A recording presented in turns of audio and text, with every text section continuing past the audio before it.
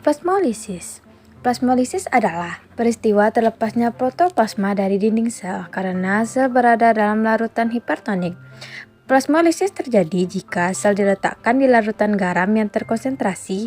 Oleh karena itu, sel tumbuhan akan kehilangan air dan juga tekanan tugor, menyebabkan sel tumbuhan lemah.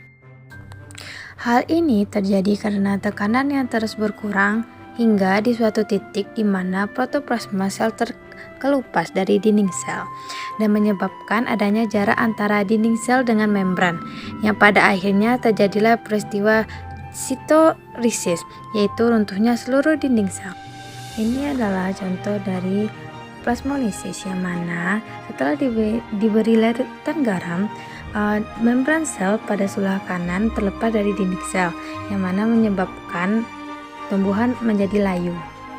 Selanjutnya yaitu deplasmolisis, adalah menyatukan kembali membran plasma yang telah lepas dari dinding sel.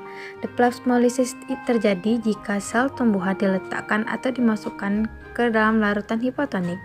Sel tumbuhan akan menyerap air dan juga tekanan turgor meningkat. Banyaknya air yang masuk ke dalam sel menyebabkan terjadinya deplasmolisis. Akhir dari peristiwa ini adalah sel kembali ke keadaan semula. Berikut ini adalah ilustrasi peristiwa deplasmolisis, yang mana di sebelah kiri adalah sebelum deplasmolisis.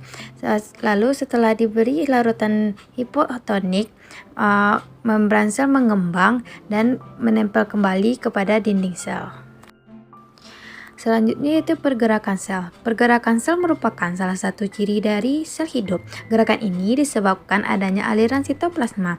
Tujuan dari gerakan ini adalah untuk mengirim nutrisi dan informasi genetik. Terbagi dua, yaitu gerakan sirkulasi dan gerakan rotasi. Selanjutnya itu gerakan sirkulasi, arah gerakan lebih dari satu arah atau gerakan seakan-akan tidak menentu. Gerakan ini dapat dilihat pada sel yang memiliki vakuola yang kecil, contohnya pada filamen rose discolor. Berikutnya yaitu gerakan rotasi, gerakan sitoplasma melingkar secara tetap. Gerakan ini terjadi pada sel-sel yang memiliki vakuola besar. Ketika berlangsung, kadang-kadang nukleus dan plastisida dapat terpengaruh, sehingga mengikuti gerakan tersebut.